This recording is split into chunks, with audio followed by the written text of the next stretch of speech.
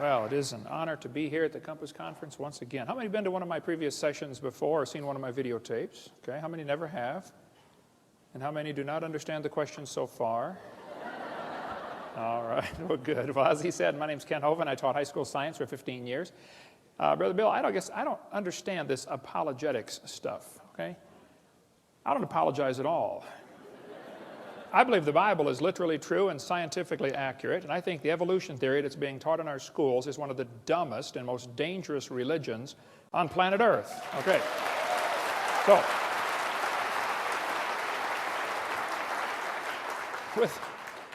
with that said, let's get started. This is not my wife. That's just a picture of her. Last summer was our 31st anniversary, and we sat down and figured out how much money we've spent since we got married. We have spent all of it. And praise God, she's with me here out at the table this week. You get to see my wife. She doesn't get to travel much. She's real involved in music at our church, and so you stop in and see her. We live in Pensacola, Florida. Been there for 16 years, and we have 3 kids, one of each. And I got all my kids married off, and the dog died, so I made it. I'm home free. It's wonderful. And we got 3.5 grandkids. And for those who don't know, grandkids are God's reward for not killing your own kids when you thought about it. Hang in there. It'll be worth it all. Amen. All right. And all 3 of my kids and their spouses work in our ministry and all live right around us. God's given us an amazing staff. We got Creation Science Evangelism and Dinosaur Adventure Land. We have an awesome time down there. A museum, theme park, and science center based on creation instead of evolution. I wish there were thousands of those across the country. So at Bill's request, we're covering today more reasons why evolution is stupid. Now, let me define some terms and some positions. I believe the Bible teaches very clearly, and I believe the scientific evidence points very clearly to this earth being instantly created in 6 days about 6,000 years ago, and a great big flood about 4,400 years ago that completely destroyed the world and dropped everybody's property value to 0. And then Jesus came 2,000 years ago, and so that's the top timeline, and that's the position I take, and I believe that's true and defensible scientifically. The evolution theory says 20 billion years ago there was a big bang where nothing exploded and made everything. And then 4.6 billion years ago the earth cooled down and developed a hard rocky crust, and it rained on the rocks for millions of years and turned them into soup, and the soup came alive about 3 billion years ago. And that first life form found somebody to marry. That's a good trick, of course, and something to eat, and slowly evolved into everything we see today. I think the evolution theory is not defensible scientifically. Let's define some more terms here. Stupid. Lacking normal intelligence. Foolish. Silly. A stupid idea. Now, I was taught by my mommy, don't use the word stupid, okay? So when Bill said, preach on why evolution is stupid, I said, that's going to be easy to do, but it's going to be hard because it's been entrained in me since I was a little bitty. You know, you don't use that word. So I don't want to belittle anybody who believes in evolution here today, and I'm sure there are quite a few. That's fine. It's just not a common sense idea. It doesn't make sense. The things about evolution just simply are lacking normal intelligence. And we want to fix that today. Now, I collect science books. I taught science 15 years. I happen to love the subject. Richard Dawkins said, it's absolutely safe to say if you meet someone who claims not to believe in evolution, that person is ignorant, stupid, or insane, or wicked. Folks, there is a battle going on, okay? Whether you realize it or not, whether you understand it or not, there's a war going on in our culture. And there are 2 basic sides. One side says, God made this world, He owns it, He makes the rules. The other side said, nobody makes this world, there are no rules.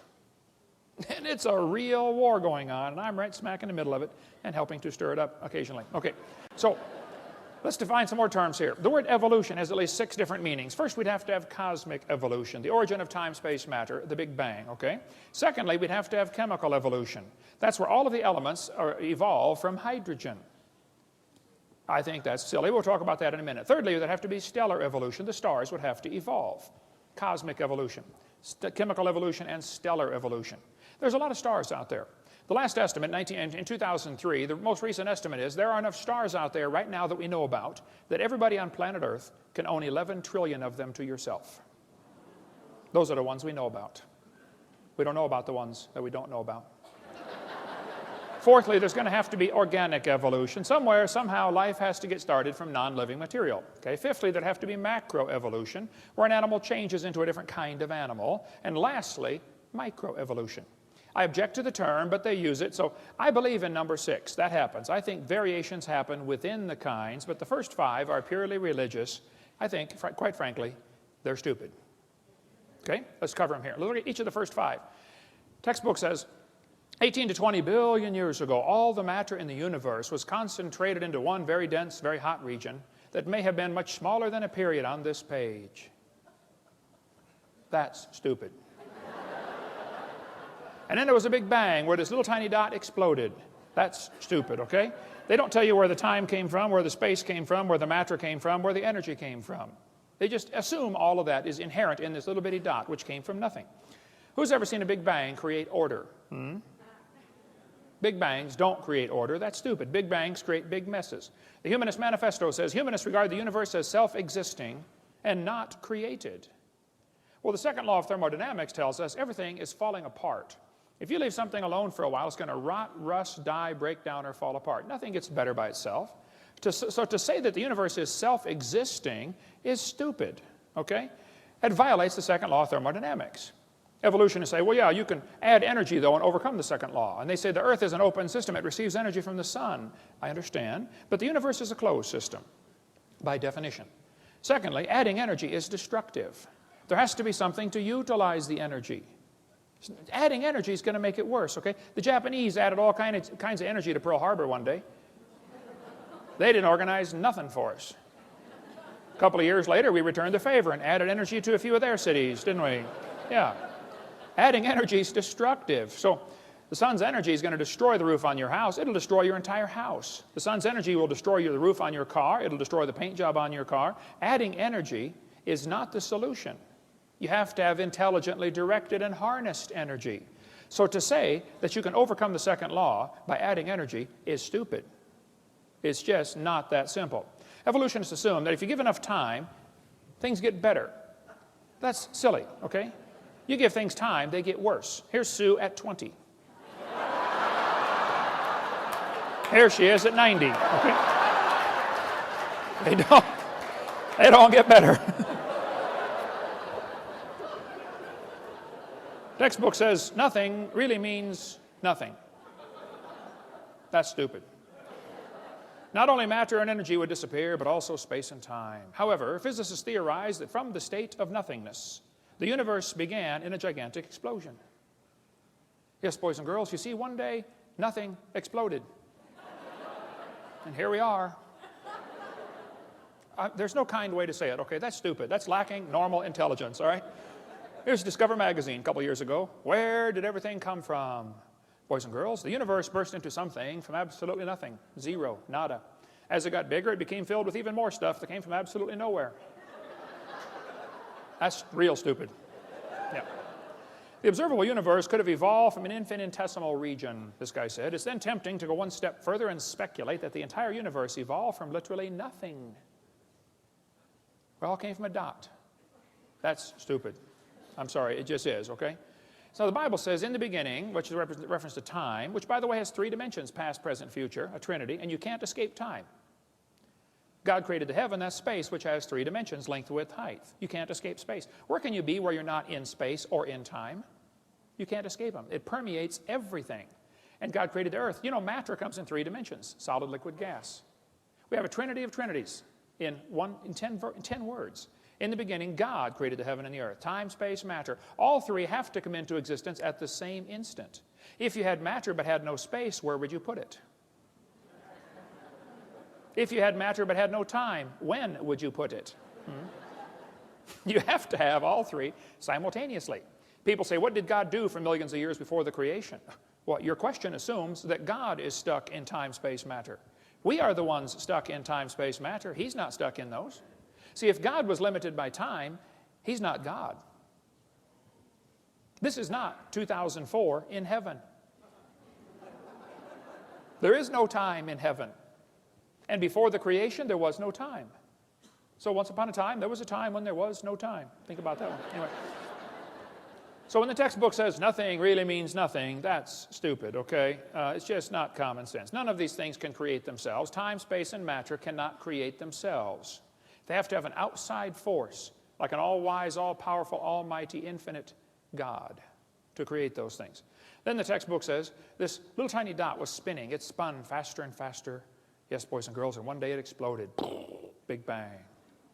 Well, if you take a merry-go-round and put some kids on there, get the merry-go-round going clockwise as fast as it'll go, the kids go through distinct phases. In phase one, they're screaming at the football players. Come on, let's go, faster, faster. You get up around, 30 miles an hour. They go to phase two, where they stop screaming. Then you get going faster, and you get around 60 miles an hour, they start screaming again. But now they're screaming, stop, stop, please, slow down. When you get up around 100 miles an hour, you enter phase four, where the kids begin to fly off the merry-go-round. Now, when the kid flies off, you notice something interesting. As the kid is flying off the merry-go-round, if the merry-go-round is going clockwise, the kid, even after he leaves, is spinning clockwise until he encounters resistance, like a tree or telephone pole. That's because of a law known as the conservation of angular momentum. A spinning object that breaks apart will send all the fragments off spinning in the same direction. And people say, well, what if they collide? They can't collide. The longer you wait, the further apart they get. It's like spokes on a wheel. They're getting farther apart. If a hand grenade explodes, can the fragments ever hit each other out in the field someplace? No, it doesn't happen, okay? Conservation of angular momentum says spinning objects break apart and the fragments fly the same direction, spin the same direction. So when they tell you that it all came from a spinning dot, it's silly. It violates common sense laws. 2 planets, Venus and Uranus, are spinning backwards. 8 of the 91 known moons are spinning backwards. 3 planets have moons going both directions at the same time. Some whole galaxies are spinning backwards. CNN, goofy galaxy spins wrong direction.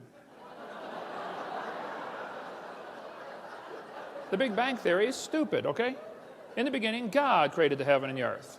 So when they tell you it spun faster and faster and one day it exploded, that's simply stupid, okay? That's not the way it happened. So we have cosmic evolution, which I think is silly. Then we have, the textbook says, as the earth formed, the surface was hot and there were large pools of bubbling lava. Was the earth ever a hot molten mass like the textbook says? The Bible says the Spirit of God moved on the face of the waters. The Bible says God created it cold, not hot. See, everything about the evolution theory is backwards to the Bible. Don't try to compromise those two, okay? It's like trying to ride 2 horses going different directions, same time, okay? Robert Gentry's got a great book on the radio polonium halos. Gentry's a brilliant man. I think he's spoken at the conference, hasn't he? I've spoken with him at a couple conferences. I don't know if it was stealing the mind or not, but brilliant man, lives near Knoxville, Tennessee. He's done lots of study on the granites around the world. The granites all contain these radiopolonium halos, which have an extremely short half-life, proving they were never a hot molten mass. But these radiopolonium halos tell us absolutely positively the Earth was never a hot molten mass. And if you melt granite and let it cool back down, it doesn't form into granite again. Nobody knows for sure how granite was made. So when the textbook says the Earth was a hot molten mass, I'm sorry, that's stupid. It's not true. It's lacking normal intelligence. It didn't happen that way. Secondly, we'd have to have chemical evolution. All the elements forming from hydrogen. They think it all came from a big bang. Atoms of hydrogen in the proto-sun were fused together to form helium. Okay, I'll agree that can happen. But it's stupid to think that's going to form all the elements. They say, well, yeah, you can fuse and get, hydrogen fuses to helium. I agree. And you can't fuse past iron, though. It won't go past iron. How do you telling me you got uranium from hydrogen? I'd like to see that, please. It's lacking normal intelligence. It just doesn't happen. Chemically, it's not possible. Thirdly, there'd have to be what's called stellar evolution. The stars would have to evolve. The Bible says God made the stars. Plain and simple, that's just what it says. Textbook says 18 to 20 billion years ago was the Big Bang, which caused the formation of galaxies. Well, we got a real serious problem here. Big Bang theory says nothing got together and exploded while it was spinning and formed all these galaxies. Well, problems are a multitude for this theory, okay? Some think the Big Bang theory made nice, neat, orderly galaxies. That's stupid, okay? These galaxies are really incredibly designed. Even at the galaxy level, there's design in the universe, all the way down to the molecular level. We see a star blow up about every 30 years. A star explodes. It's called a nova or a supernova. If the universe is billions of years old, why are there less than 300 supernova rings ever discovered? That's only a few thousand years worth. I mean, if a star is blowing up every 30 years, there ought to be millions of these supernova rings if the universe were millions of years old. Don't tell me it's millions of years old. I don't believe you. That's just not common sense. They say, well, yeah, new stars are forming. They say, this textbook says, new stars are constantly being born in clouds of gas and dust. First of all, that's not ever observed, okay? silent embarrassment of modern astrophysics is we do not know how even a single one of these stars managed to form. You can't get dust and squeeze it together and make a star. There are common sense laws that overcome that, like Boyle's gas law. You try to squeeze the gas together, the pressure builds up and it drives it back apart. Nobody ever sees gases form into solids by their own internal gravitational force. So if stars evolve, star births should at least equal star deaths. And we're seeing one die every 30 years, and we're never seeing one form. One guy said, oh, we're seeing a star form right now in Crab Nebula. I said, no, you're not. He said, yeah, we are. I said, no, you're seeing a spot getting brighter. You see a spot, and it's getting brighter, and you're assuming a star is forming. Well, duh, it could be a dust cloud is clearing in front of it. It could be another Big Bang going off, a supernova going off out there. All you're seeing is a spot getting brighter. You're assuming it's making a new star. Nobody's ever seen a new star form. Some people think if we lose stars every 30 years and never replace them, this will eventually lead to having 70 sextillion stars. Yeah, you keep spending money, pretty soon you'll be rich. That's stupid, okay? It just is stupid, okay? Some of these planets are cooling off. They're constantly losing their heat, okay? And the textbooks is telling us they're millions of years old, billions of years old. You can't just keep cooling off and cooling off. Pretty soon it's cooled off. I mean, if you walked into a room and found a cup of coffee sitting on the table and I said, don't touch the coffee, that's hot.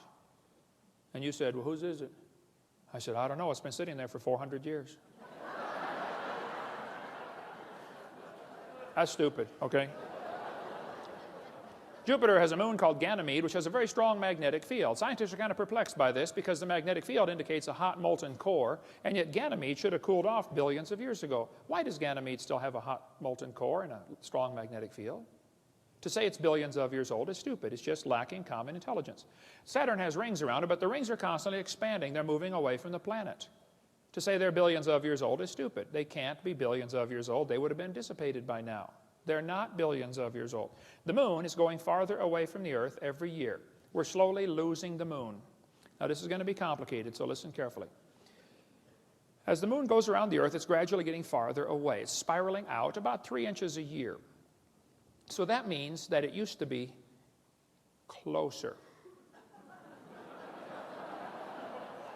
Well, if you bring the moon in closer, you start to create a problem, you see, because the moon causes the tides. Now, you folks here in Denver probably don't worry about the tides.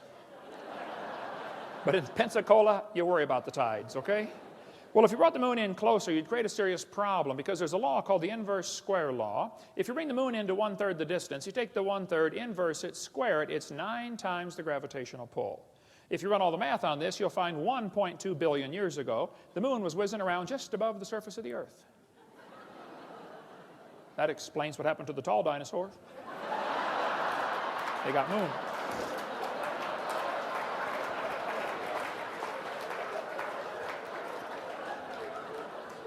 So, to teach us the moon is billions of years old while it's constantly moving away and nobody knows of any factors that would reverse that situation, that's just stupid, okay? It can't be true.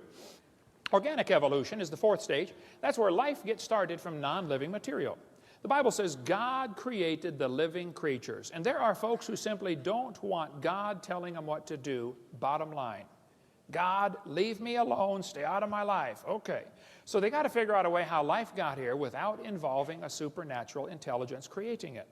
The Bible says God created it. This textbook says the history of life on earth began approximately 3.5 billion years ago. How this occurred and has been and will continue to be a topic for inquiry.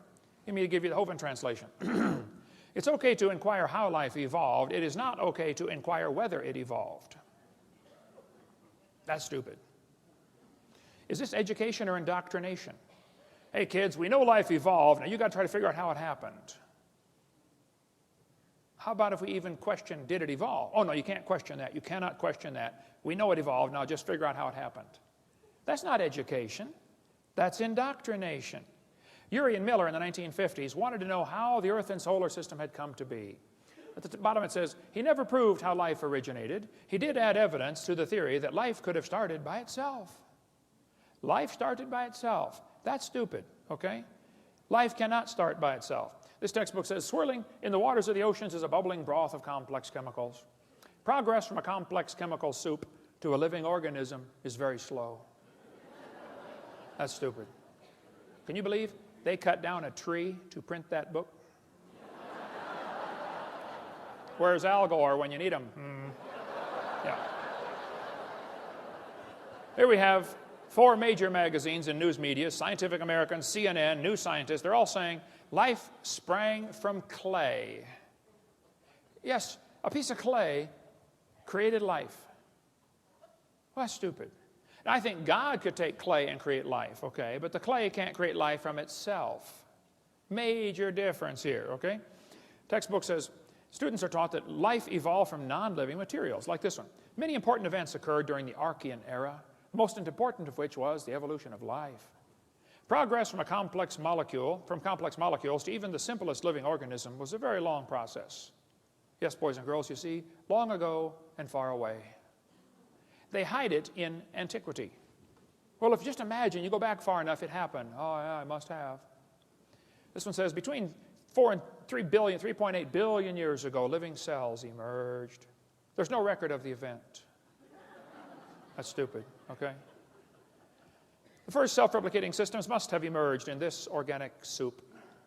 Yep, we all came from soup. Now that's stupid. I'm sorry, it just lacks common sense. Ernst Haeckel said, he knew that spontaneous generation must be true, not because it had been proven in the laboratory, but because otherwise it would be necessary to believe in a creator. Ah, now we're getting to the truth. Well, I'm sorry, Ernst. That's a stupid way to look at life, okay? Have scientists really produced life in the laboratory? Well, they want you to think they have. What they did, they took a series of glass tubes and beakers and flasks and hooked them all together and made 4 gases go through there: methane, ammonia, water vapor, and hydrogen. Notice, there's no oxygen. They didn't want oxygen in there. They excluded oxygen. They said, well, maybe the early Earth had what's called a reducing atmosphere, no oxygen present. Well, and then they said, at the bottom of the flask, it collected stuff that was rich in amino acids. That's stupid. It was not rich in amino acids by a long shot. What they did, they took 4 gases, excluding oxygen. Major problem, because they had to leave oxygen out, because if anything tried to get together, it would oxidize. You know, you cut a banana open, lay it on the table, it turns brown, it oxidizes. You don't paint your car, it rusts, it oxidizes.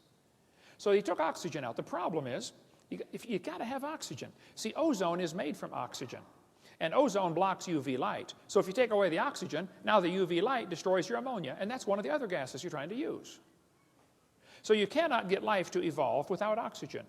And you cannot get life to evolve with oxygen.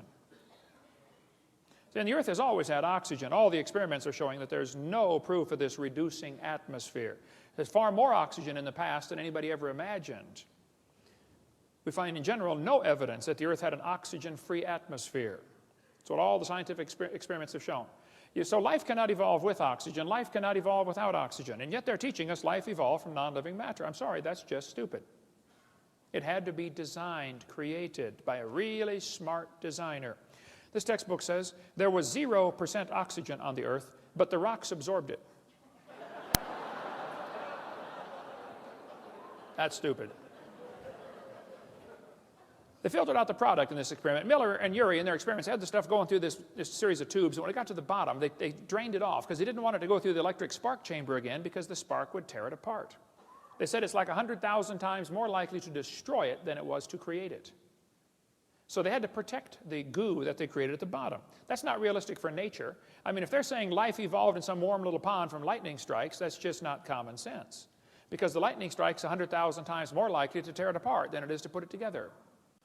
Go check out your little pond after lightning strikes. See how many frogs are surviving. Yeah. What he actually made was 85% tar, 13% carboxylic acid. Now, both of those are toxic to life. He made 2% amino acids, and only 2 of the amino acids were made. There are 20 different amino acids. It's like making 2 letters of the alphabet accidentally by dropping toothpicks and saying, wow, look at this. Nobody writes books. Here's how they're formed. Duh. These amino acids bond with tar and acid much more quickly than with each other. Amino acids are like letters of the alphabet. They're building blocks to make words, and you got to have words to make paragraphs and paragraphs to make books. What he actually made in the experiment was the equivalent of a couple of letters. 2 of the letters. And half of them were backwards. Now you really got a problem. Because the smallest proteins have 70 to 100 of these amino acids in precise order, and they're all left-handed. What's the chances of dropping toothpicks out of an airplane and creating letters on the ground 70 letters in a row, all facing the right way, all spelled correctly, just to make one paragraph. The chances are 0. It's not going to happen. Now, if you believe it will, that's great. I admire your faith, but don't call it science. And don't make me pay to put that in the schools like it's part of science. Okay, you go start yourself a private school and teach that junk to anybody that wants to pay and come learn it. This is America, the land of the free and the home of the slave, or whatever. Now, DNA and RNA are all right-handed molecules, and hundreds of these have to combine in the right order, and they unbond in water much faster than they bond. And as far as I'm concerned, folks, the oceans are completely full of water. Brownian motion is going to drive them apart. It is not common sense to say scientists have made life in the laboratory. It's just stupid. They haven't even come close. I was in a debate one time, and this one student in the Q&A time said, Hovind, what are you going to say if scientists ever make life in the laboratory? What are you going to say then? I said, well, first of all, I would like to point out they're a long ways from it. They're nowhere close to creating life. They can't even get just a couple of these amino acids to combine. Can't even make a protein. He said, well, you're right. I said, now, to answer your question, I guess I'd have to say, if a bunch of intelligent scientists get together and create life in the laboratory, that would prove it takes intelligence to make life. Which is what I've been saying all along.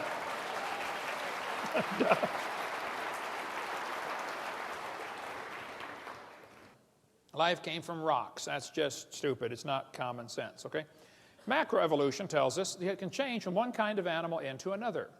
Textbook says, yes, boys and girls, bacteria slowly evolved to humans. This one says, all the animals have a common ancestor, early reptile. That's just stupid, okay? Nobody's ever seen a dog produce a non-dog, all right? Even Mary Leakey said those trees of life with their branches of our ancestors is a lot of nonsense.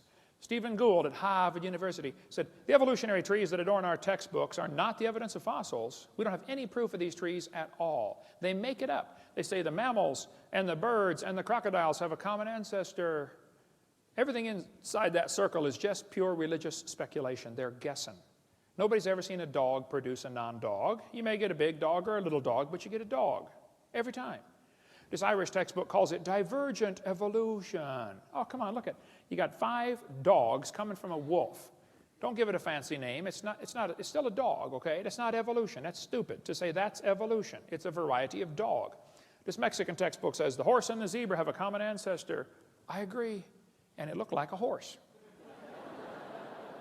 4-wheel drive, genuine leather upholstery. I mean, all the standard equipment, okay?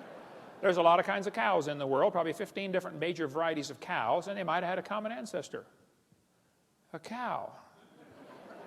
There's a magazine where you can order chickens. Okay, boys and girls, let's order some chickens. Do you want to get cinnamon queens, red rocks, white rocks, cherry eggers, brown leghorns, golden comets?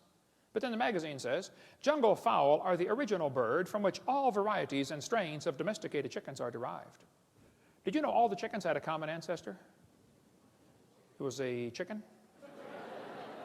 Some say, well, that's evolution. No, I'm sorry, that's stupid, okay? It's a variety of chicken, right? There are 8 kinds of bears in the world, and they might have had a common ancestor. A bear. So to take these observations we see, like dogs and wolves having a common ancestor, and saying that is conclusion that we all have a common ancestor, I'm sorry, that's just stupid. It lacks common intelligence, right? Textbook says the horse evolved from a 4-toed horse. What they don't tell you about this is the first one had 18 pairs of ribs. It's a meat-eating animal still alive today in East Africa and Turkey, okay? It's about smaller than a fox. It's not a horse. It's not even related, okay? The next one had 15 pairs of ribs. The next one has 19. They just picked these animals and arranged them in order, okay? The horse evolution series is stupid. It's never observed today. There's a huge variety of horses today. We got big horses and little horses right now. And the horse evolution series was proven wrong in 1950. Even G.G. Simpson, who believed very strongly in evolution, says, look, folks, it's not true. It's wrong. Take this out of the textbooks. It never happened in nature. But they still keep this in the textbooks. And they know it hasn't held up to examination, but they don't have any replacement evidence. Othniel Marsh made up this entire horse evolution idea in 1874. He made it up. He picked animals from all over the world. Modern horses are found in layers with the so-called ancient horses. The ancient horse, the Hyracotherum, is not even a horse. It's just like a hyrax, still alive today in Turkey and East Africa. The ribs, we can go all day about the difference between horses and the hyrax, okay? Tulsa Zoo finally took down their display because 2,000 people signed a petition saying, get this lie out of our zoo. They took it down for 6 months and then put it back up when nobody was watching. Peabody Museum still has the horse evolution on display. Now, it's only been proven wrong for 55 years. I know it takes a while to get displays up to date in your museum.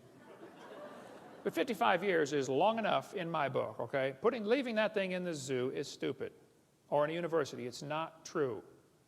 I was in a debate one time, and this one professor, I was going through lies in the textbooks. I said, get that out of the textbooks. It's not true.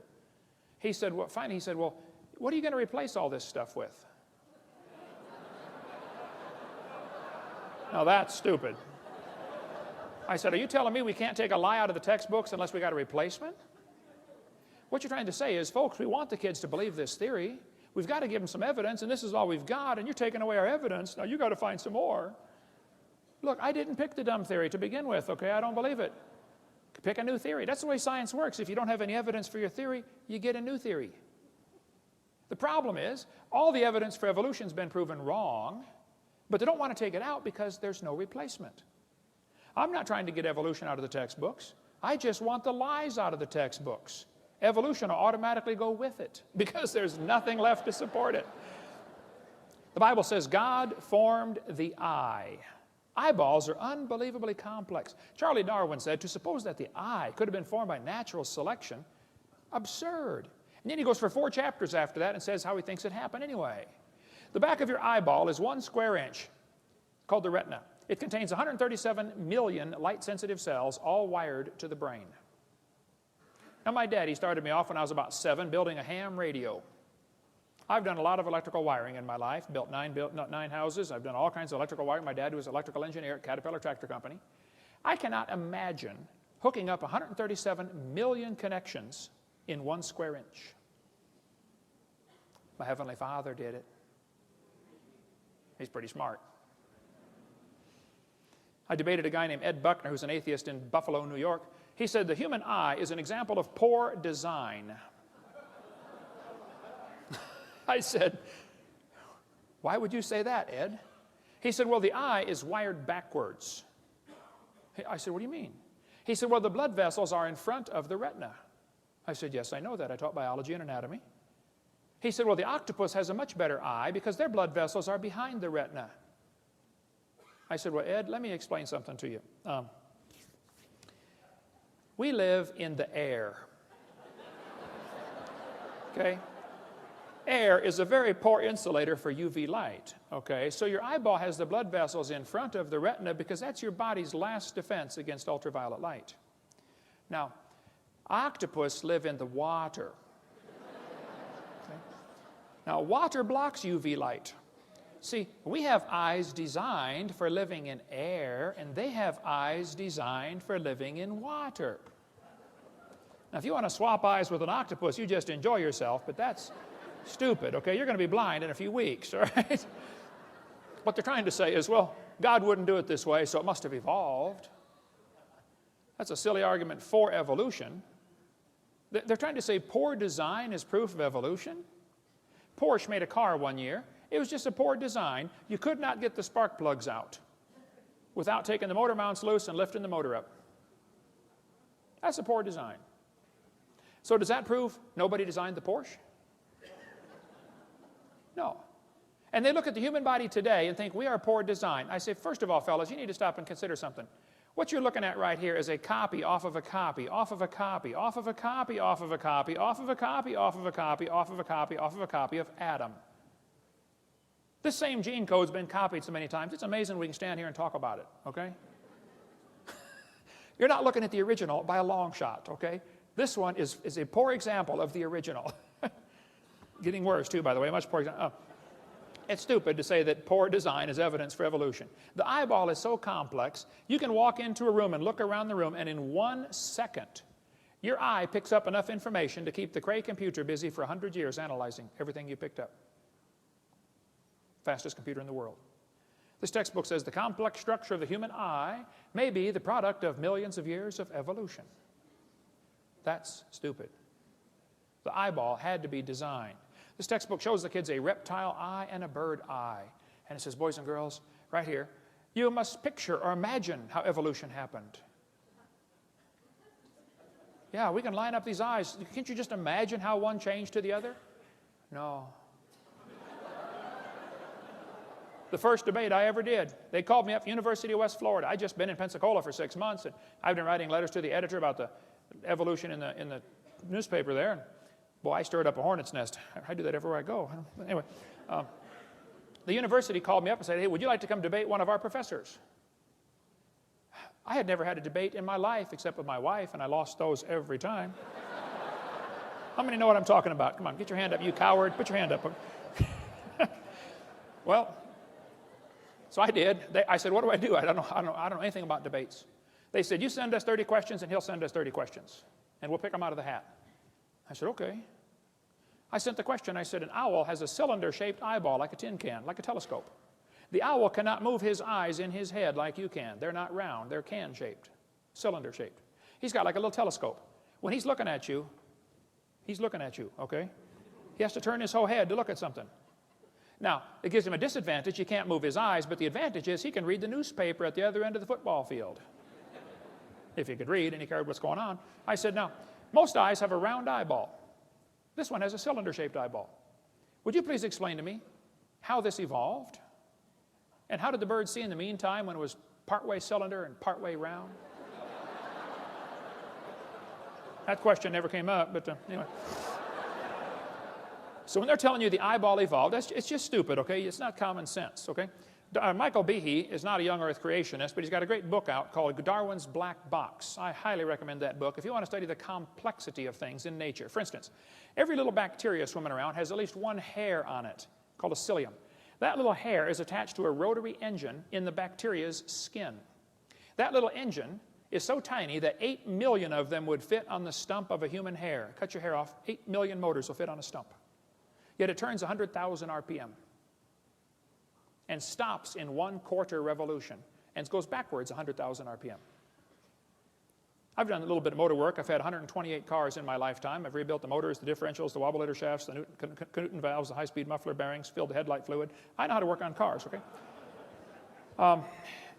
I can't imagine building a motor that would turn 100,000 RPM.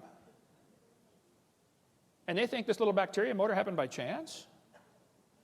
As things get smaller, the fluid they're swimming through feels thicker. It's called a viscosity problem, okay? So a bacteria swimming through his little world is about like a human swimming through peanut butter. And that little bacteria, turning that little motor on the back of that thing, can swim the equivalent of a human swimming 60 miles an hour through peanut butter. We've got a model of this thing in our museum. This textbook says humans probably evolved from bacteria more than 4 billion years ago. They can swim 60 miles an hour. Sign them up for the Olympics, man. You think we evolved from them, we're getting worse, not better. No, that's just stupid, okay? Okay. There's no kind way to say that. They say fossils prove evolution. I say, guys, you got to be kidding. Fossils prove evolution? No fossil counts for evidence for evolution. None. Fossil record? There is no fossil record. There are a bunch of bones in the dirt.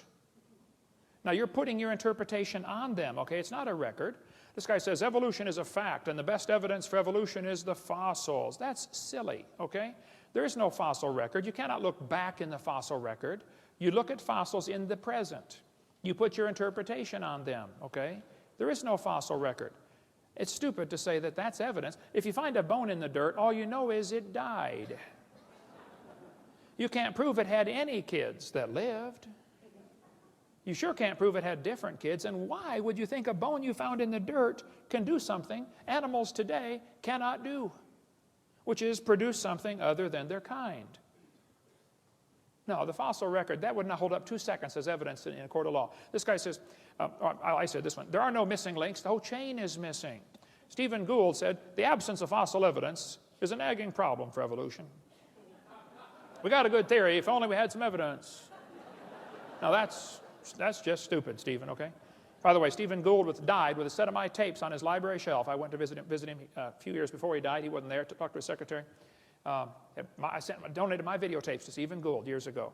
Had him sitting on right there next to his desk. Hope he watched them. Hope he got saved. Maybe he did. I don't know. Hope so. But to believe that we've got a good theory, we just don't have any evidence. Okay, well then maybe consider the theory might not be right, okay? Richard Goldschmidt said, the first bird hatched from a reptile egg.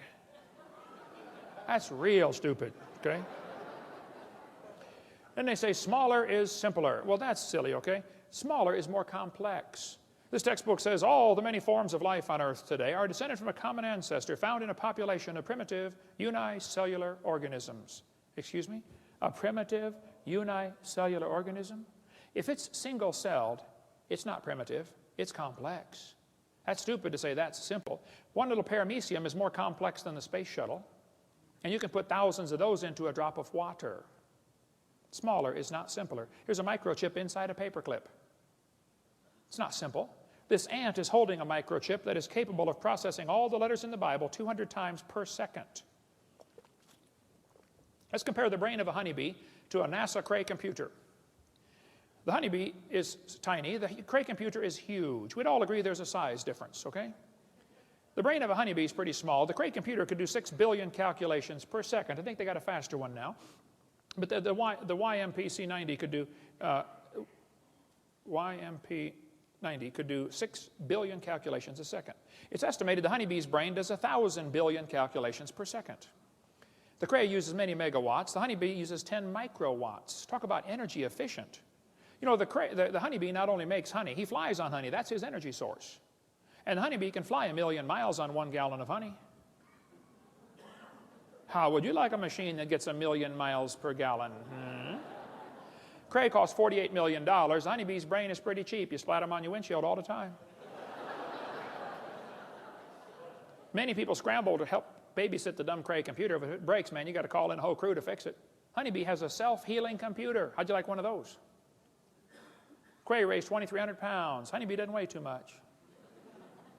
Let's see. The Cray computer is huge, slow, inefficient, costs lots of money. You got to babysit it. But everybody knows it was designed. There isn't anybody with half a brain who would tell you the Cray came from an explosion in an electronics factory. But they turn right around and say the honeybee evolved. That's stupid, okay? Smaller is not simpler. Smaller is more complex. And the brain of a human's a lot more complex than a honeybee. The human brain's unbelievable. You've got the memory capacity of the entire British Library. You have the computational power in bits per second greater than the entire national telephone system. The human brain is absolutely phenomenal. One evolutionist told me that he thought the human brain was nothing but 3 pounds of chemicals that arranged themselves by chance over billions of years. I said, then how can you trust your thoughts and the conclusions you've come to? That's stupid, okay? Maybe, never mind. DNA proves evolution. Yes, boys and girls, we have evidence from molecular biology. Percentage of DNA sequences is talked about here. It says Darwin speculated all forms of life are related. This speculation has been verified. You think DNA has verified Darwin's theory? That's stupid. DNA is unbelievably complex. The DNA molecule in your body, the deoxyribonucleic acid, is the most complex molecule in the universe. If you took it and unwound it and unwound it and unwound it and unwound it and unwound it, if you could ever get the thing untangled, it'd be about 7 feet long. And it'd be like a twisted ladder. Each half of the ladder is called the genes. That thing splits all the way down the middle, recombines when you make a new baby, and it gets all back together and winds itself all back up. Unbelievably complex. The average person has 50 trillion cells in their body. The DNA from all, if your entire body's DNA would only fill 2 tablespoons, but if you tied them all together, it would reach from Earth to the moon and back. 5 million round trips out of 2 tablespoons. If you typed out the code found in your DNA, when you got done typing that incredibly complex code, you'd have enough books to fill Grand Canyon 40 times. You think that happened by chance? Well, the probability of just one DNA coming by chance is 1 in 10 to the 119,000th power, which is a big number, when you consider the entire visible universe is 10 to the 28th inches in diameter.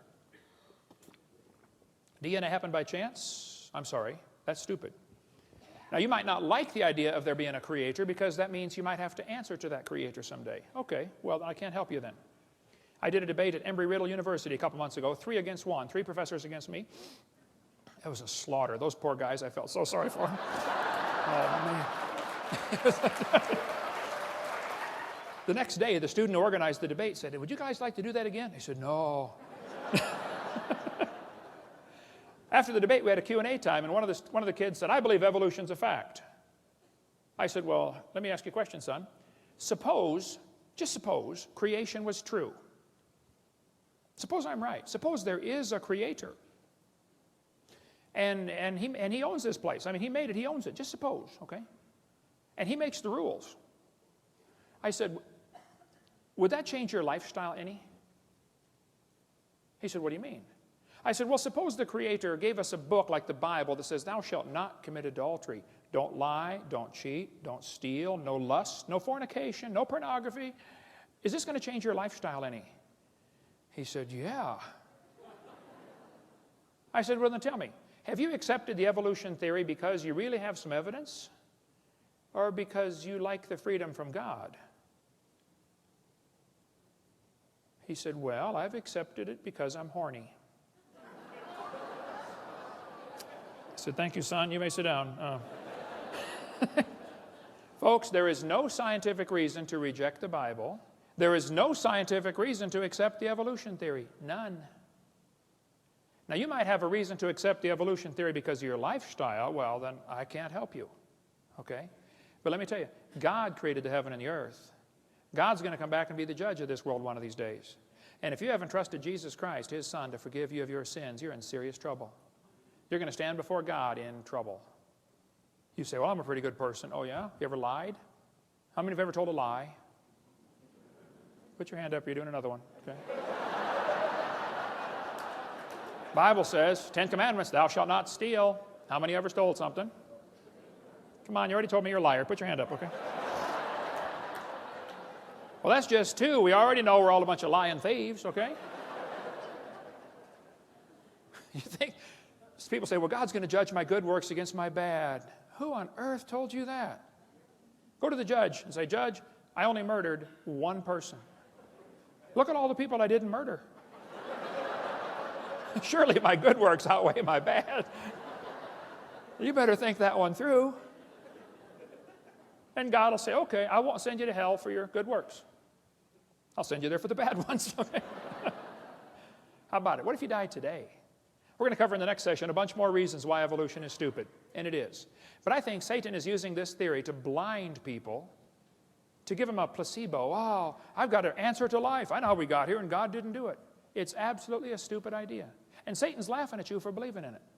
And I got probably, as Bill said, he wanted 100 more reasons why evolution is stupid. I started going through that thinking, I don't think I can trim it down to 100. There are thousands of reasons why it's stupid. It just lacks normal intelligence. You know, it's common sense to look at something, when you find something designed, if I find a cell phone in the dirt, it's logical to say, somebody must have designed this. I don't have to see the designer. It's just logical, there must have been a designer, period, okay? When you're walking through the woods and you find a painting hanging on the tree, it's just logical to say, you know, somebody painted it, even if you can't have any evidence of who did it. The painting is proof of the painter. The creation is proof of the Creator. And if you're here today and you're not saved, the Bible says you're going to hell. You say, I don't believe in hell. You can go to hell without believing in it. That won't affect God at all, okay? If you're not saved, that's why we do this. Our ministry is called Creation Science Evangelism. We stand without apology. The Bible's true. And we want to use the evidence for science and creation to evangelize. If you're here and you're not saved, I want to talk to you. I'm not going to call you stupid to your face. But evolution is a stupid idea. Now, if you believe it, wise up, okay? Quit believing that stuff. We'll be glad to show you how to get saved after the meeting. Thank you so much. It's an honor to be back here again, teaching on more reasons why evolution is stupid. We probably could do a series, Bill, of 20 hours on this topic. But we only got 1 more hour, so we'll get done as quick as we can here. Why evolution is stupid. We left off in the last session talking about DNA, deoxyribonucleic acid, the most complex molecule in the universe. To say that formed by chance is just plain stupid. But let's suppose it did. Chromosomes are the most complex molecule there is, and penicillin only have 2 of these chromosomes, these DNA strands. So they must have evolved first, and then slowly over millions of years, they got some more chromosomes and turned into a fruit fly. They have 8. Very slowly over millions of years, they developed more chromosomes and became a tomato, or possibly a housefly. They're twins. It's very tough to tell the difference between these 2. And then slowly evolved into a pea, and then over millions of years, it became a bee. Now there you can see the similarity. Pea, bee, very similar, okay? And slowly, over millions of years, we had triplets. Either the possum, the redwood tree, or the kidney bean came first. I'm not sure. Tough to tell them apart, folks. They all have 22 chromosomes, you know. Let's see, possum, tree, kidney bean. Let's see, possum, Kidney bean, evolution. Oh. And then slowly, over millions of years, we evolved enough chromosomes to be a human. Here we are with 46. If we can just get 2 more, we're going to be a tobacco plant. I know some already smell like it. Sometimes I'll get on the elevator and I'll say, man, you're evolving. You're way ahead of me. And maybe someday we'll have enough to be a carp. And it probably won't happen in my lifetime, but maybe star date 349572, we'll have enough chromosomes to be a fern. Why don't they talk about the chromosome number as evidence for evolution? They tell the kids 20 kinds of amino acids, that's true, make up all the proteins. It says, explain how this fact supports the idea that all life shares a common ancestor. Well, that's like saying all the books in the library have the same 26 basic letters. That's a good point. You see, boys and girls, that proved they all evolved from Morse code. No, teacher, somebody wrote those books, okay? That's just stupid to say that the fact that we all have 20 amino acids is proof we're related. See, the reason God designed it where we all have the same basic amino acids that make up the proteins is so that the brown cow can eat the green grass and give the white milk, and I can drink it and get the blonde hair. See, if we didn't have all the same basic building blocks, we could only eat each other. Think about it. Well, let's talk about evolution. I believe the hamster evolved first. They only live about 2 years. And then slowly, this is based on longevity now, slowly evolved into a cat and then a canary. They're very similar. You can see the lifespan. And then a dog and a chimpanzee. They're slow. This is the real order of evolution. Humans are near the top. Turtles actually live slightly longer than humans, so they're probably the most evolved species on Earth. Or maybe we should arrange animals in order based upon their top speed. The peregrine falcon is the most evolved animal in the world. Below that's the cheetah, then the antelope, the coyote, the ostrich, all the way down to the garden snail, 0.03 miles an hour in high gear. Or maybe we should arrange the animals in order of how they evolve based upon their gestation period, how long they're pregnant. Elephants are the most evolved. They're pregnant 21 months. Hamsters only half of a month, 15 days. Maybe we should arrange the animals in order based upon their body weight. The blue whale's the most evolved. The shrew at 1/4 ounce, the least evolved animal. I mean, they just make up these charts to say how we evolved. They say the humans and the orangutans are 96% similar in their DNA.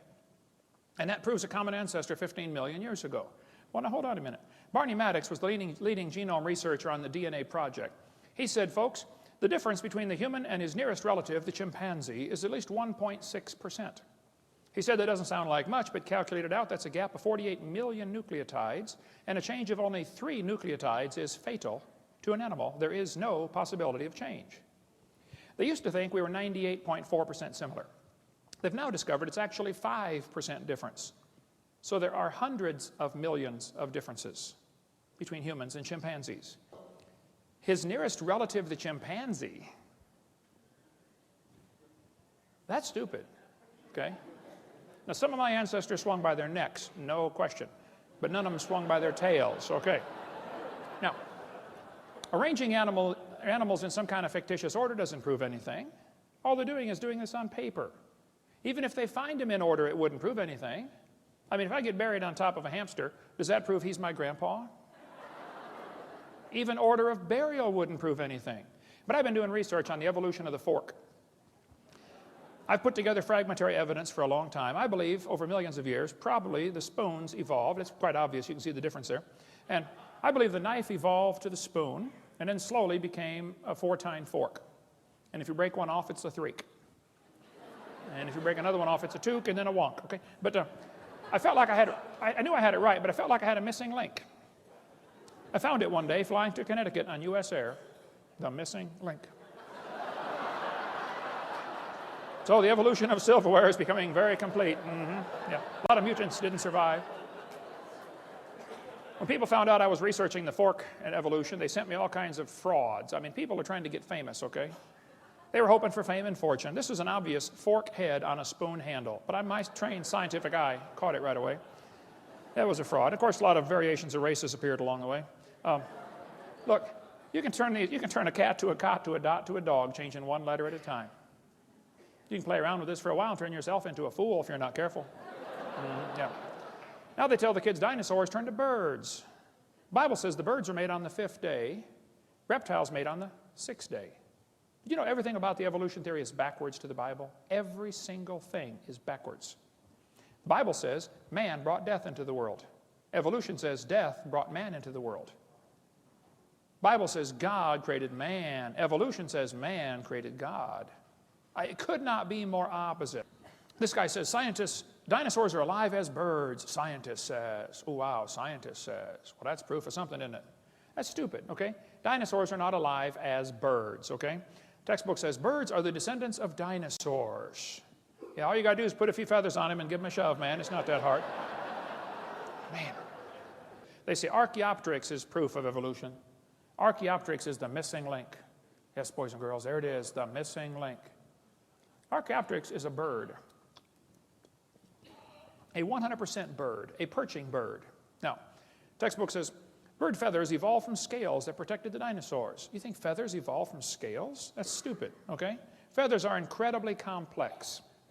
Scales are folds in the skin. They attach to the skin differently. They develop from different genes on the chromosome. They're both made out of keratin, and that's where the similarity stops. Feathers did not evolve from scales. There's no similarity at all. I like to show this to evolutionists. This is, as far as I know, the world's largest rock group. And I'll say, now guys, do you think there's any chance that George Washington's face could have appeared on the rock, just by chance? Do you think the wind could have done that with abrasion or exfoliation or thermal expansion of the rock or erosion? I mean, what caused his face to appear on the rock? They'll say, well, that was designed by a guy named Borglum, and he built it. I say, right. Now I'll say, guys, do you think that George Washington himself, the real person, happened by chance? They'll say, oh, yeah. I said, wait a minute. You don't think his face could appear on a rock by chance, but you do think his entire complex anatomy with 50 trillion cells and probably 20 redundant interlocking systems happened by chance. Are you dumb in any other area? Had to be designed, man. They tell the kids in the textbooks, plants adapted to their environment. Yes, gills are an adaptation to living in water. Oh. Why don't they use the word designed? And by the way, how did the fish live before they adapted the gills? Oh, well, you see, for millions of years, they all died. None of them lived. Oh. That's stupid, okay? Gills are not an adaptation to living in water. They're designed for living in water. But they don't want to use the word design because then some kid's going to say, who's the designer? They don't want to deal with that question. They somehow think all you got to do is get the molecules together and add energy and you can make life. Oh, let's try that. Let's put a frog in a blender and turn it on. In a matter of seconds, you will have frog nog. You will have all of the molecules required to make a frog in one place. Right? Now you can put it on puree, you can nuke it, microwave it, zap it, hook jumper cables to it. I don't care what you do to it. How long? You can add all the energy you want. How long will it take to reassemble the frog? It's not going to happen, okay? Putting molecules together and adding energy does not create life. That's stupid, okay? It has to be designed.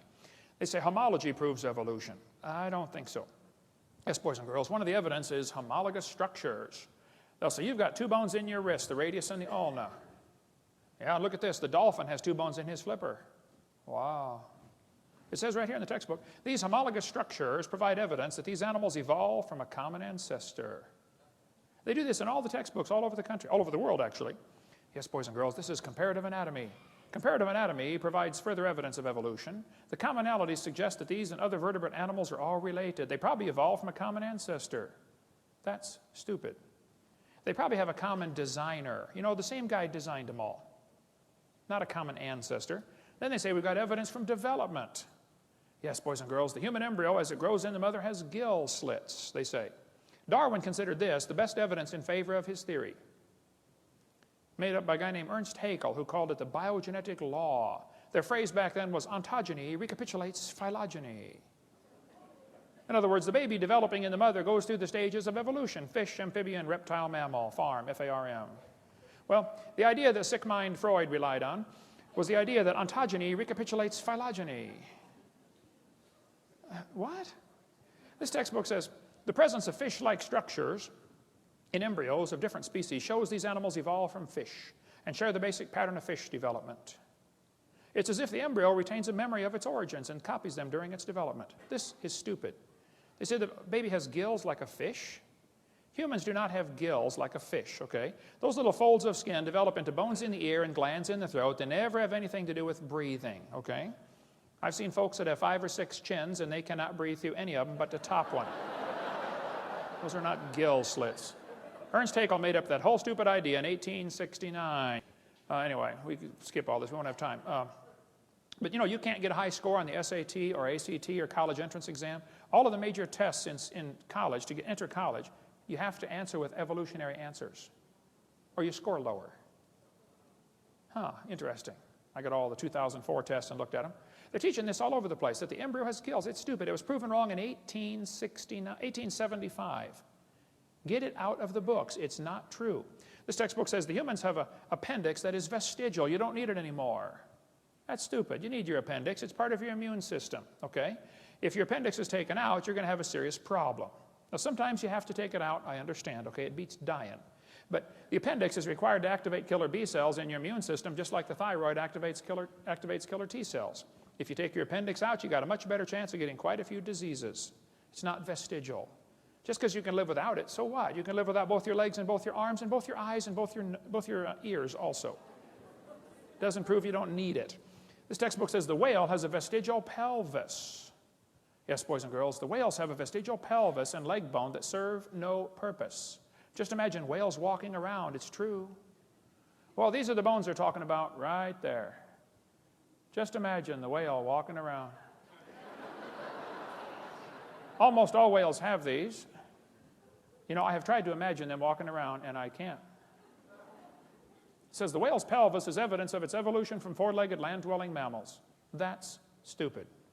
Those little bones are anchor points that special muscles attach to that allow the whales to reproduce. Without those special muscles and those special bones, you don't get any more baby whales. We've got in our museum in Florida a 15.5-foot python snake skin. If you look at the south end of that snake skin, it's got 2 little claws attached to little tiny bones that go up inside the snake's body. Come down and see it, Pensacola, Florida. Textbook says these are rudimentary hind legs of a python snake. Reduced hind legs. That's stupid. Those little claws are used in mating. Okay, the snake doesn't have any arms, all right? And you can't talk and say, scoot over, honey. This has nothing whatsoever to do with walking on land, all right? It has to do with getting baby snakes. That's stupid, okay? Get that out of the book. Textbook says humans have a tailbone that is of no apparent use. That's stupid. I was in a debate one time and this atheist said, Hovind, I got proof for evolution. Humans have a tailbone they don't need anymore. I said, Mr. Patterson, I taught biology and anatomy. I happen to know there are 9 little muscles that attach to the tailbone, without which you cannot perform some valuable functions. I won't tell you what they all are, but trust me, you need those muscles. I said, now, I said, Mr. Patterson, if you believe the tailbone is vestigial, I, Kent Hovind, will pay to have yours removed. Bend over.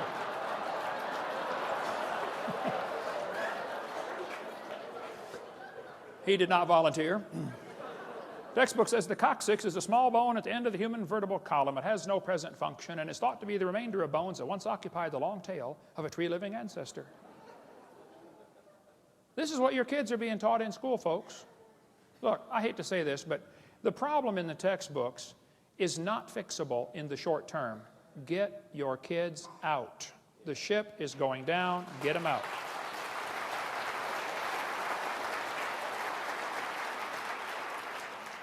The tailbone is not, you say, I can't afford it. Well, sell the car and get a bike, okay? Sell the house and get a tent, okay? But get them out. Okay. Tailbone is not vestigial. This one says the Colorado River, over millions of years, the Colorado River carved the Grand Canyon from solid rock. Colorado River cut through layer upon layer of rock over millions of years. Well, these two, you guys know what snow lines are here in Denver. The red lines indicate the snow line. There's a ridge in between those lines. The river enters on the far right and flows downhill 270 miles and comes out the other side through the Grand Canyon. If you do a schematic view, it looks like this. The river is 2,800-foot elevation when it enters the canyon. The ground goes up as high as nearly 8,000 feet, 8,500 feet above sea level. A couple things to consider about this. The top of the canyon is higher than the bottom. The river only runs through the bottom. The top is higher than where the river enters the canyon by 4,000 feet. Rivers don't flow uphill. There is no delta. Nobody knows where the mud is that washed out of there. That river did not make that canyon. Grand Canyon's a washed out spillway from a couple of big lakes. So when the textbook says the Colorado River carved it over millions of years, that's stupid. Unless they got a river that flows uphill, doesn't work. Textbook says, boys and girls, the layers of rock are different ages. This one's 70 million years old. They say the layers of rock are different ages. Now hold on a minute. All over the world, petrified trees are found standing up connecting these rock layers. If you get petrified trees standing up connecting a bunch of rock layers, I don't think it's logical to say the layers are different ages. How long does a dead tree stand up around here in Denver before it falls over? 4 or 5 years? No, these layers are not different ages. It's just not possible. That's stupid. Okay, the layers all formed during the flood in the days of Noah. All over the world are bent rock layers. It's pretty hard to bend rock like that. They say the layers are different ages, and yet they're all bent with no fracture marks in the layers. I mean, if one layer was deposited on top of another one, the bottom was going to be hard eventually before the other one. And here we are seeing these twisted, bent rock layers all over the place, and they're trying to tell us the layers are different ages. Well, maybe by a few weeks or months or minutes during a flood. But to say the layers are different ages when there are no internal fracture marks is just plain stupid. They're not different layers. They all formed in the flood in the days of Noah. They got bent while they were soft. This guy says the rocks date the fossils, but the fossils date the rocks more accurately. That's stupid. They teach us that the fossils are sorted by how they evolved. Clams are found at the bottom because clams evolved first, and birds are found at the top because birds evolved last. Well, moving water sorts things automatically by all sorts of factors, okay? Actually, maybe fossils are sorted based upon their habitat. It could be the clams are found at the bottom because they're already at the bottom when the flood starts. That's where they live. Maybe they're sorted based upon intelligence. As far as anybody can figure out, clams aren't too bright. Maybe they're sorted based upon mobility. Did you know clams can't run very fast? Maybe they're sorted based upon body density. Maybe it's a combination of all those. Don't tell me they're sorted by evolutionary process. That's stupid. They look at erosion marks like a Bryce Canyon and say, oh yeah, it took millions of years. See all that erosion? Wow, millions of years of erosion. Oh, wait a minute. That's a pile of dirt in my backyard. Here's millions of years of erosion along a highway built a few months ago. Ancient seabed. Look at all the, buttes sticking up there and pillars and columns. Oh, millions and millions of years of erosion. All you got to do is fly out west and look out the window of the airplane once in a while, and you'll see huge erosion marks all over the place. The very simplest things could not evolve. There's an excellent, very simple book, so cute. We sell it in our ministry, called Exploding the Big Bang, Could a Box Evolve? Could just a cardboard box evolve? And there's a whole chapter explaining how cardboard boxes are made. Is it possible that a cardboard box could evolve? How about an ink pen? How about a paper clip? Just takes some simple objects and shows how dumb it is to think that a human body could evolve. But the textbook says all the many forms of life on earth today are descended from a common ancestor, found in a population of primitive unicellular organisms. We all evolved from a bacteria. That's stupid. The blue whale grows to 49 tons in 1 year. That's a growth rate of 330 billion times from what it started. If humans did that, you'd weigh a lot. Blue whales slowly tried to evolve this ability over millions of years. None of them survived, of course. They all died. Blue whale evolved from a bacteria. That's stupid, okay? The seahorse, the only fish that swims in the upright position, and the male hatches the eggs. Interesting.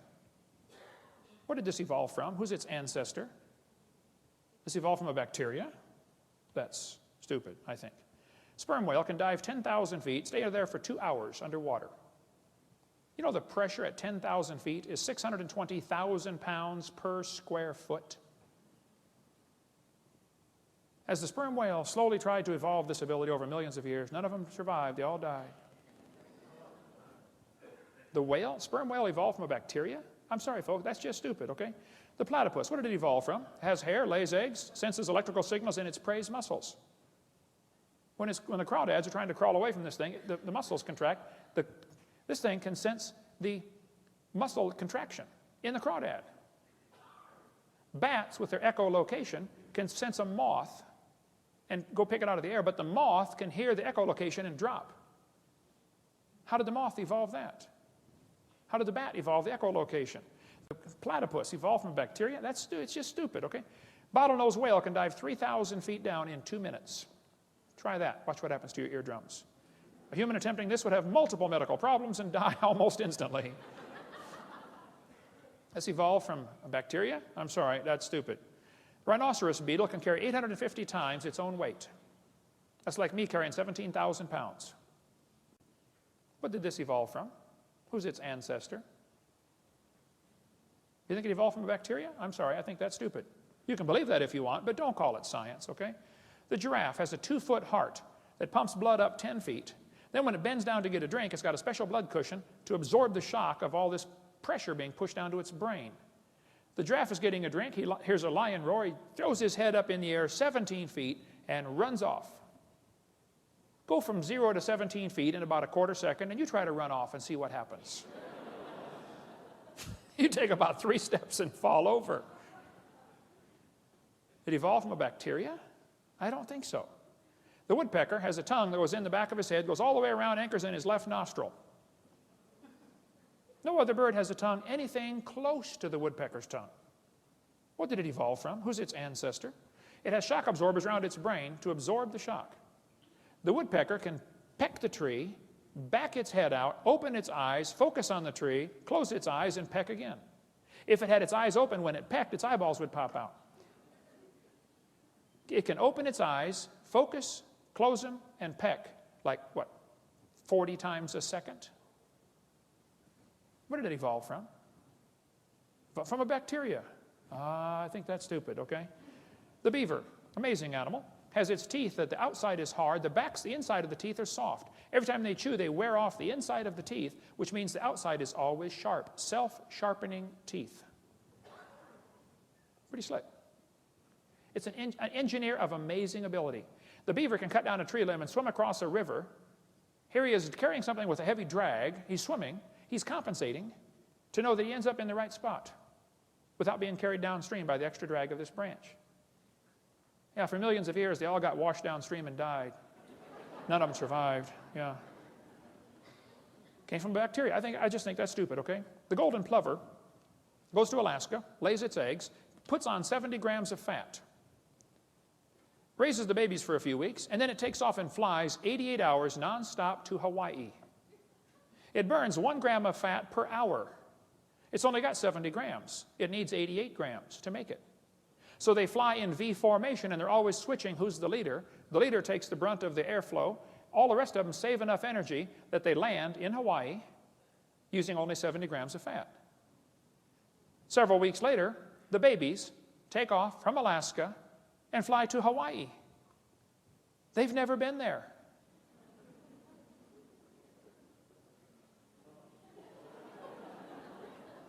What did it evolve from? How did it make it? Evolved from a bacteria. I think that's stupid, okay? I think it was designed. Dragonfly is the most amazing insect on the planet, I think. They have the best eyes of any insect. They have up to 30,000 eye lenses. They can see almost all directions. They can fly frontwards and backwards. They can fly 20 miles an hour. They spend a year to a year and a half, 2 years as a larva. Then they develop into adults. Just study the dragonfly. It'll blow your mind. Evolved from bacteria, I think that's stupid, okay? Then they talk about carbon dating as proof for evolution. Well, when they first invented it in 1949, the lower leg of a mammoth dated 15,000 years old, but the skin was 21,000. It's not working, okay? 1963, living mollusk shells dated 2,300 years old. Still not working. 1970, they said if a carbon date supports our theories, we put it in the main text. If it does not entirely contradict them, we put it in a footnote. If it's completely out of date, we drop it. They pick the dates they want. 1971, freshly killed seal, carbon dated 1,300 years old. It's not working. 1975, one part of a mammoth is 40,000 years old, another part's 26,000. You talk about a slow birth. And we could spend all day on carbon dating. Living snails carbon date 27,000 years old. It just doesn't work, okay? You can go all through history, it doesn't work. This guy says, in the last 2 years, an absolute date was obtained for the Gandong beds. It has the interesting value of 300,000 years, plus or minus 300,000 years. That's stupid, okay? Not only is the theory stupid, it's dangerous. Charlie Darwin said, at some future period, not very distant as measured by centuries, the civilized races of man will almost certainly exterminate and replace the savage races throughout the world. If evolution is true, has one type of man evolved farther than the rest? Henry Fairfield Osborn said the standard average intelligence of the average adult Negro is similar to the 11-year-old youth of the species Homo sapien. Do you mean Negroes are not Homo sapien, Henry? That's stupid, okay? Thomas Huxley said, no rational man cognizant of the facts believes the average Negro is the equal, still less the superior of the white man. That's stupid. The Mormons teach that the Negroes don't have, they used to teach anyway, that they could not be saved. They were cursed with the curse of Cain. That's stupid. Ernst Haeckel said the mental life of savages rises little above the higher animals, especially the apes, with which they are genealogically connected. Their intelligence moves within the narrowest bounds, and one can no more or no less speak of their reason than that of the more intelligent animals. These lower races, such as the Vedas or Australian Negroes, are psychologically nearer to the mammals, apes or dogs, than to civilized Europeans. We must, therefore, assign a totally different value to their lives. That's stupid and dangerous. But if you've seen the movie Quigley Down Under, where they called Quigley down to come shoot the Aborigines, that's exactly what was happening. They were killing Aborigines. They thought the Australian Negroes were inferior. These two folks went down there to collect skulls from museums. Article right here says, the New South Wales missionary was a horrified witness to the slaughter by mounted police of a group of dozens of Aboriginal men, women, children. 45 heads were boiled down, the best 10 skulls packed off for overseas. They killed them to get their heads for museums to show evolution. 1904, World's Fair was held in St. Louis. 2,000 primitive people were put on display to show evolution, how that the pygmies slowly evolved to the modern white man. Oda Benga was taken away from his wife and 2 kids and put in a cage with chimpanzees. He was a pygmy from Africa. He went insane and killed himself. Theodore Roosevelt thought the Indians were an inferior species because he thought they hadn't evolved as far. You won't understand what happened to the Indians until you realize what happened with the evolution theory teaching this stuff, that some of the races are more important than others. Roosevelt said, I wish the wrong people could be prevented entirely from breeding. He thought the Indians, the immigrants from Europe, Scotland, Ireland, or the Orient were a threat to American society because they were inferior. How many of you have ancestors from one of those places? See, you're inferior. Yeah. 1871, Congress scrapped all treaties with the Indians because they thought, they're just animals, that they hadn't evolved as far. You ought to read about the Trail of Tears. Of course, evolution came out way before 1859 with Darwin's book. Darwin just made it popular. It's stupid to teach that Indians or anybody else is inferior. Comrade Stalin went to a Christian school as a kid. He read Darwin's book and became an atheist. Darwin's book changed his life forever. Comrade Stalin killed between 60 and 100 million of his own people. You ought to read any of the books by Alexander Solzhenitsyn.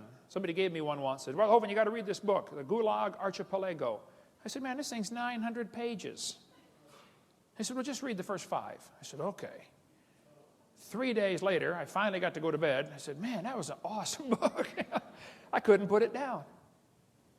It's stupid to say that somebody's inferior because of their skin color or something else. During World War II, the Germans overran Poland from one side. The Russians overran them from the other side. They captured all the Polish officers and executed them. The Russians finally admitted this, that 14,700 Polish officers were executed at one forest. They put hoods over their head and shot them in the back of the head because they thought they were Poles. They were inferior. That's stupid and dangerous. Pol Pot, the leader of Cambodia, the Khmer Rouge, killed a third of his entire population because he thought he was trying to speed up the process of evolution. That's stupid. Read about the killing fields or Khmer Rouge, what happened over there. When Mao Zedong took over China, they killed 60 million people when he took over China. He wanted to speed up the evolution process. It's stupid, folks. Adolf Hitler's mind was captivated by evolutionary thinking, probably since he was a boy.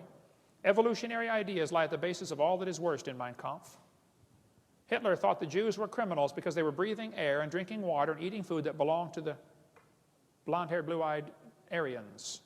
He said, nature does not desire the mating of weaker with stronger individuals, even less does she desire the blending of a higher with a lower race. Adolf Hitler's book, Mein Kampf, talks about racial crossing all over the place. Higher races. Who's a higher race, Adolf? Hitler thought the blonde-haired, blue-eyed Norwegians were close to pure Aryan. Did you get all that? The blonde-haired, blue-eyed Norwegian. Vorden står det till idag. Ja, sure. Hey there, fella. Ufta. And he thought the Germans were mostly Aryan. The Mediterraneans are slightly Aryan. The Slavics are half Aryan, half ape. Orientals are slightly ape. Black Africans are mostly ape. And Jews are close to pure ape. That's the list Hitler was working off of. He hated the Jews. He also hated the blacks. Olympics were held in 1936 in Germany. Jesse Owens, the black American athlete, won the most gold medals. Hitler said, it's not right to make my men race against this animal. Well, Hitler, that's stupid. He's as much a man as you are, probably more. Textbook says you're an animal. Kids, don't you buy that for a second. That's stupid. You're not an animal. I've seen some look like it, okay? I've seen some act like it. You're not just an animal. You're made in God's image. You're going to answer to God one of these days for everything you've ever said or thought or done.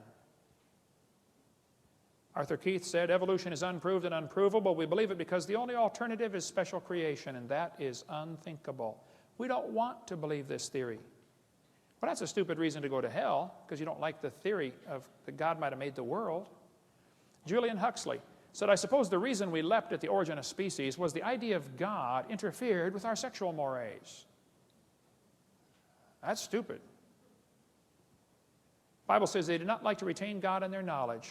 God gave them over to a reprobate mind to do things which are not convenient. That's dangerous. But can you imagine if God gave up on you? Wow. Maybe you're here today. Somebody dragged you here and said, oh, you got to come to this meeting. I want you to come. And you believe you came from a rock 4.6 billion years ago because that's what you've been taught in school. God is not willing that any should perish. But to accept the idea that you came from a rock and to reject the idea that God created this world, it is stupid, okay? I'm sorry. There's no kind way to say it. The Bible says God cannot lie. He promised, whosoever shall call upon the name of the Lord shall be saved. Now that's smart. That's the deal of the century, the deal of a lifetime. God says, here, I'll take all your sins, throw them as far as east is from the west, and I'll give you my righteousness on your account. On account of you don't have any. That's what I did 36 years ago. I said, Lord, I'm a sinner. He said, you can say that again. I said, Lord, I deserve to go to hell. He said, you can say that again too. I said, but Lord, I want you to save me. I want you to forgive me based on what Jesus did. Wow, he did. He'll do the same for you. Let's summarize here. God made this world. He owns it. He makes the rules, and we're guilty of breaking his rules. He told us pretty clearly, don't lie. We've all lied. Don't steal. We've stolen. You can read the whole list and find out we're guilty. We're going to have to be punished or find a substitute. And that's where Jesus comes in. 36 years ago, I asked the Lord to come in my heart and save me. What if you died today? Where would you go? If you're not sure you're saved, you ought to think about it. You're going to be dead for a long time. I mean, a really, really long time. And if you're not sure you're going to heaven, I think it's stupid to get out on that highway. Have you seen the way they drive here in Colorado? Man, you have got some rednecks moved out west here, folks. I'm telling you what. I'm going to die someday. I'm going to try to make it the last thing I do, but it's going to happen. It's going to happen to you too.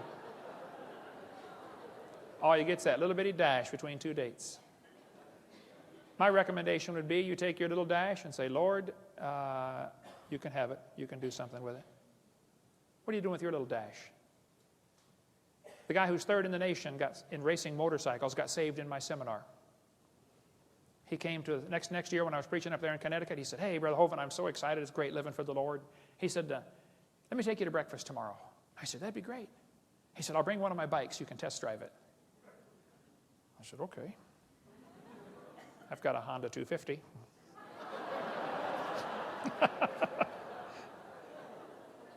He brought his Honda 900 that had been blueprinted and stroked and bored and balanced, and I'm not sure what all they did to it. But it was not your normal Honda 900. He said, try it out, Brother Hovind. I said, okay.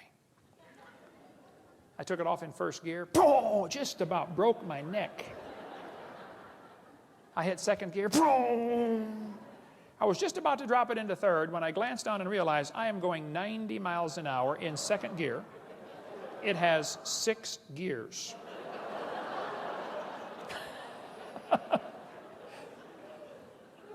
I brought it back. I was shaking like a leaf. I said, how fast does it go? He said, I don't know.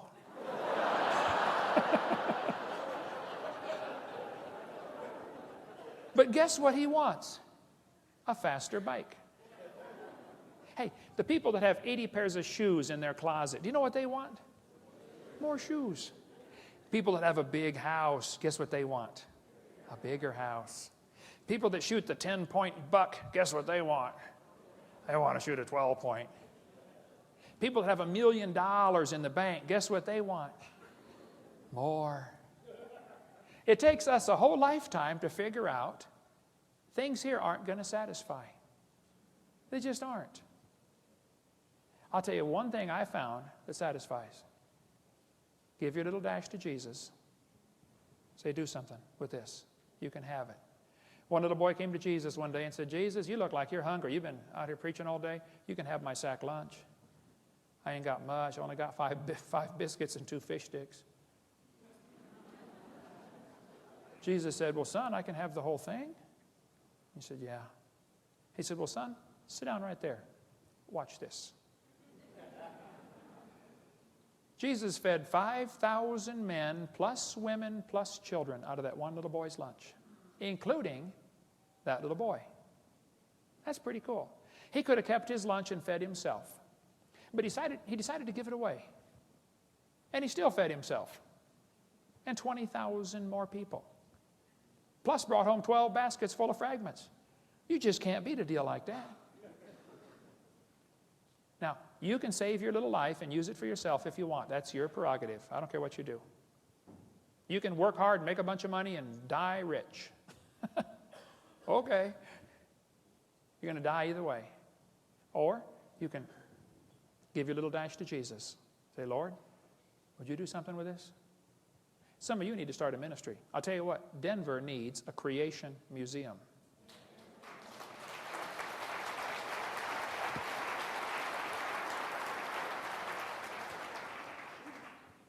Go to visit Red Rock Amphitheater. I went up there one day and there's all these dinosaur footprints on the hillside. How many have been up there? Red Rock Amphitheater, you know, the dinosaur footprints? I stopped up there looking at these dinosaur footprints on the hillside, and this old man was standing up there. He's looking at them, you know. Pretty soon a school bus stopped. And a bunch of kids got out. And this old man walked over and said, hey, boys and girls, I'm a member of the club called Friends of the Dinosaurs. Let me tell you about these dinosaur footprints. He said, millions of years ago, dinosaurs were walking along the beach, and they left their footprints, and they hardened. And then over millions and millions of years, the mountains lifted up, and now the footprints are at an angle like that.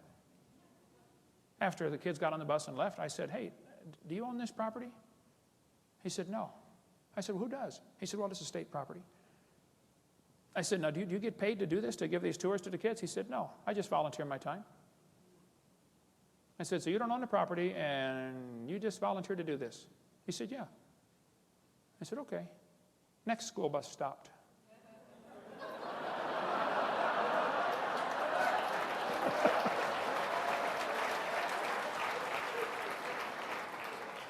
I was a little younger and could run a little faster.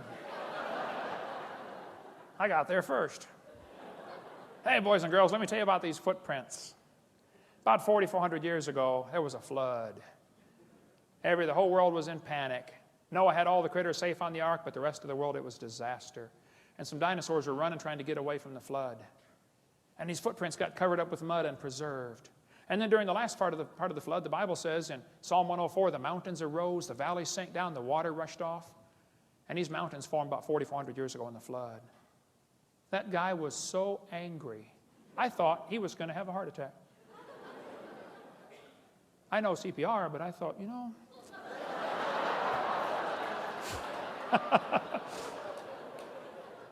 If you're a Christian, what on earth are you doing, for heaven's sake? Everybody ought to find something to do. People say, Hovind, did God call you to start a ministry on creation? I don't know. I never got a letter or a phone call. It just needs to be done. Now, kids, you go to sleep. You won't understand this. Kids, you may go to sleep. Parents, you'll understand. You know, mom can wash the clothes, dry them, fold them, and set them by the bedroom door. The kid comes in and doesn't even see them. How many know what I'm talking about? Now, come on. Didn't you see those clothes?